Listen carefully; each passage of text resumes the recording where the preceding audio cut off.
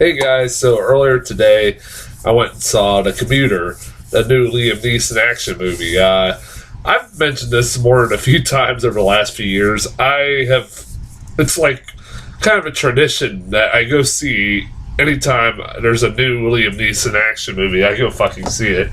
I was sold on this fucking movie from like the trailers just alone. I was like, yeah, it's basically every Liam Neeson action movie that's came out over the last few years, but on a fucking train. And people said it was the movie Non-Stop, that one where he's trying to stop a terrorist plot on a plane, but now on a train. To which I had a friend that actually said, is he trying to make planes, trains, automobiles, like a trilogy of that? And it's from the same director. They both The Commuter and Non-Stop are from the same director. If that, I hope to God that is a real thing that's happening.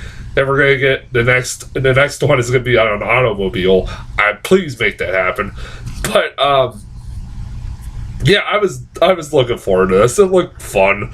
The trailers looked fun. I had a lot of great actors in it, and like I said, Liam Neeson, you had me sold. Liam Neeson just being a badass for a couple hours. I was like, yeah, it could be like there's two kinds of Liam Neeson action movies. You get those ones that are kind of like thought-provoking, interesting, kind of story-based, character-based films, and then you get ones that are just silly and stupid. This is one of those. It's really fucking. From the get-go, you can tell is like for the trailer, you can tell it's gonna be a lot of those silly and stupid ones. And yeah, I liked it. It's if you're like me, you love Liam Neeson action movies, you'll love this. Liam Neeson, like he's got a niche. You know what? I will never get this stuff. Will never get old for me, except for like maybe the Taken sequels. Even in the Taken sequels, I liked the first Taken. I hated Taken 2 and Taken 3. Oh god, Taken 3 was one of the worst action films I've seen in the last 10 years. But I even in those, I still fucking love Liam Neeson in them. But this is one of those cases that I still like the movie enough that even though Liam Neeson is the best part of the whole fucking movie, it's still a movie I enjoyed.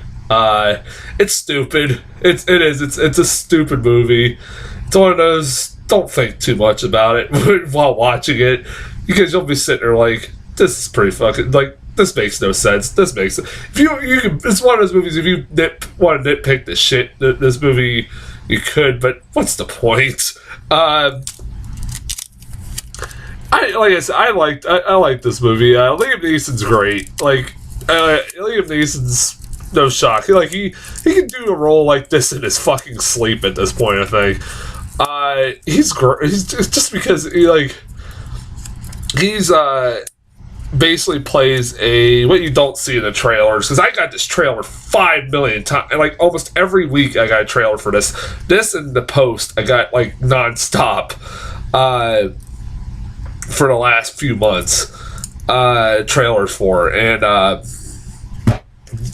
Neeson, what they don't show you in the trailers is he's a life insurance agent, which I could relate to. I used to be one too. No shock, who gets fired from his job, and he takes a train from and to work every day, a commuter train from and to work every day, and the whole majority of the movie takes place on his way home from being fired on his commuter train. That's where he meets Farmiga and everything else like that. And he's also, just conveniently, because he's Liam Neeson, an ex-cop who decided to quit his job because he started a family or something like that, I guess. And so they give you kind of like a motivation as to why he starts to think about taking the offer to Farmiga. Like in the trailer, she offers him over like $100,000 to basically find a person on this train that it's got some information that Vera Farmiga and the people she works for wants, and has some this very valuable information basically in one of their bags that they're carrying, and so it's Liam Neeson's job to figure out who that person is, so that they can take care of the Vera Farmiga and the people that she works for can take care of them. And Liam Neeson's not supposed to tell anybody about it, yada yada yada. They're threatening his family. And like Liam Neeson, you can kind of understand, like, they give you motivation as to why he maybe would start thinking about taking the money, because he's just lost his job. Even though they kind of maybe get into spoilers a little bit, like, oh, maybe the Vera Farmiga was responsible for him losing his job, which that's a whole nother fucking thing. Like, they kind of set in motion so that he would be in this predicament. And, like, Liam Neeson's great. Like, he's just, like I said, it's just convenient that he's also an ex-cop. I found that fucking hilarious. It was convenient that he was an ex-cop. That's why he has a gun, and why he's really skilled at why they picked him to do this. Like, not just, like, he isn't just some random insurance agent that they just picked out of nowhere. He is also an ex-cop that used to do this kind of stuff, like investigating people and stuff like that. And but like I said, Liam Neeson's like one of the most underrated actors. Like, there's moments in this movie he's really good. When he needs to be intimidating, he's fucking intimidating. Like, when he needs to act, he acts. Like I said, he's basically doing this in his fucking sleep. Can do this in his sleep at this point. So it's like basically take all his roles from like Taken and Nonstop and stuff, and pretty much the same fucking character. But like I said, he's still fun in these movies. Like, I love Liam Neeson. Vera Farmiga is in this movie very fucking little, but when she's in it, it's like it was fun to watch her. I love Vera Farmiga.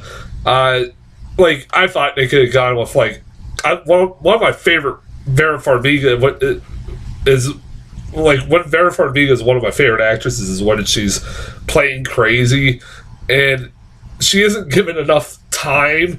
Like, really, the scene that you see her in the movie where she's sitting on the trailer or on the train talking to Liam Neeson is basically the only scene she's really physically in. The rest, you just hear her voice on the phone, and that's it. Like, that was an easy paycheck for her, and I was like, I wish, like, getting some big name actor like that, like, you would maybe give her a lot more screen time, but whatever. And of course, like, she's a part of this mysterious group that's all powerful and is able to control people to do anything that they want. And it's like, yeah, what the fuck? It's never explained who this group is, how powerful they are. Why are they so powerful? Are they a fucking Illuminati? I don't know. You also got Patrick Wilson, who's the next cop buddy of Liam Neeson, who's great, and he's in this very, very about as much as Vera Farmiga is. He has a bigger role towards the end, but until you almost forget he's in this movie because he's barely in it. It's mainly what it's advertised as. It's Liam Neeson on a train. That's basically it. Trying to harassing these people, trying to find out who this person is that Vera Farmiga and them are looking for. They also got Sam fucking Neill. Sam Neill popped up in this. Like, they were going for the names and the credits, and I'm like, Sam Neill, and then he pops up as the police captain, and I'm like, hey, I haven't seen him in fucking anything in a while. It's kind of nice to see him something again. And yeah, he's fun, and he's like with everybody else, he's just in this movie for brief amounts of time, and it was nice to see him back into something. And it's like, man, I kind of miss Sam Neill. Like I said, this is a silly goddamn movie. Like I said, you want to pick it apart, you can. But it's, like I said, like, just how convenient, like, how powerful this group is. It's never really explained. This movie also could have been, you do find out about an hour into this movie who on the train is the people that Vera Farmiga and them are looking for. And you're like, okay, so this movie's going to be ending here shortly. Should be. But then it goes on for another half hour.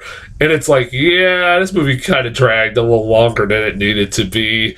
Yeah, it's like, it felt like the last half hour kind of felt a little long. They throw a final twist that you see coming a mile away. Because you knew something like that was going to happen in this movie. And yeah, it's like, but it's perfectly fine. It was your stereotypical silly Liam Neeson action movie. It was exactly what I expected it to be. It was nothing more, and I was fine with that. Sometimes you just need a good old-fashioned popcorn action flick, and that's what this was. I got exactly what I expected out of it. It was nothing more, nothing less. It was perfectly fine. Like I said, if you like the Liam Neeson, or like me, you love the Liam Neeson action movies, you'll love this. Like I said, this is not one of those movies like The Grey or Walk Among the Tombstones and what was the other one? Run All Night, where it's kind of thought-provoking, kind of interesting, character-driven-esque movie. This is more of the action movie. It's more a silly, goofy action movie like Taken or any of the Taken sequels. Even which those are bad ones. Don't fucking watch those. Or Nonstop or like I said, Unknown. And now this, like, they're movies that if you sit and think about it and want to nitpick, you're just kind of wasting your fucking time. But they're fun. Like, you just sit back and have fun watching them. I recommend this movie. It's fun.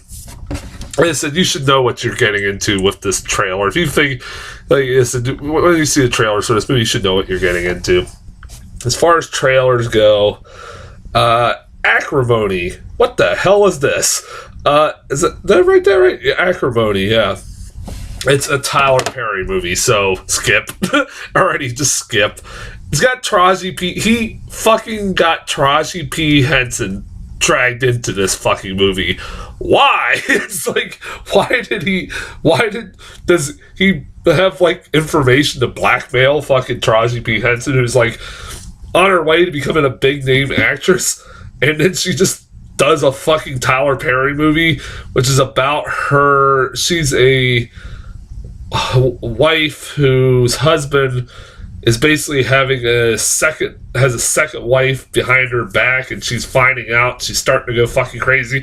Although at the same time, it kind of looks like she's gonna turn into like Proud Mary from fucking that Proud Mary movie. Like, she's gonna go fucking psycho on him. It kind of looks like a psycho thriller, black psycho thriller, which is Tyler Perry's, I think, the first time he's ever done something like this.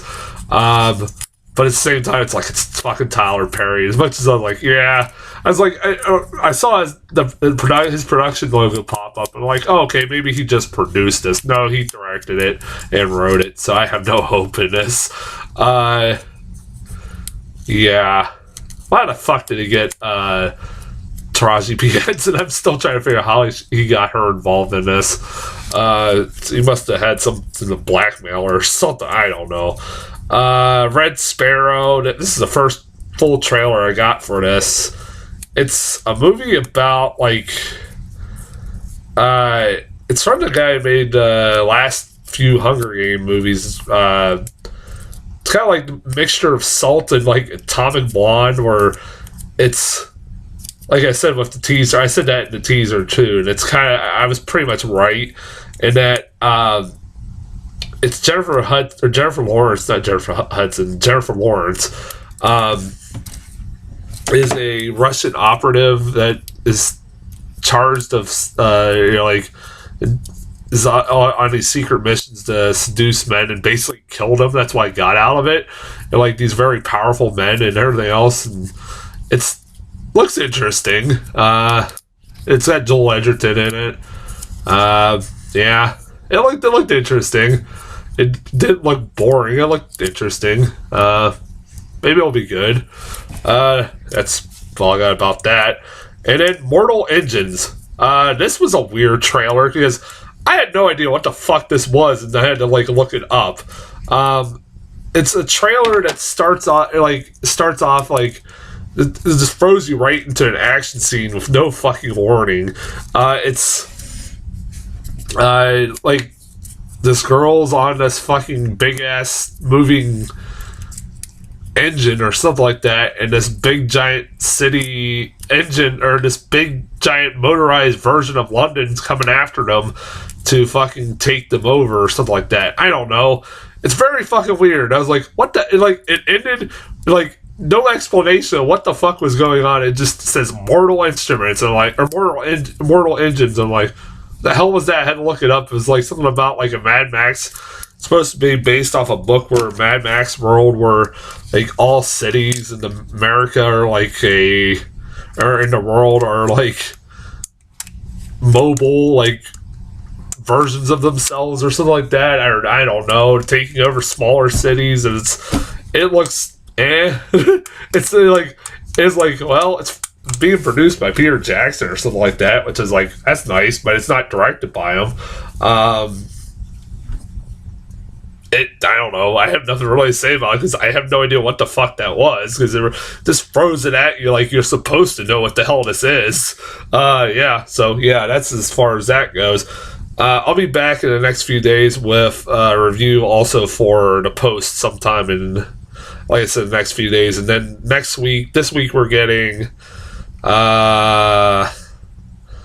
Phantom Thread and 12 Strong. I'll be doing reviews for. I don't know if I'll be doing anything else, but we'll see. And until then, I'll talk to you guys later.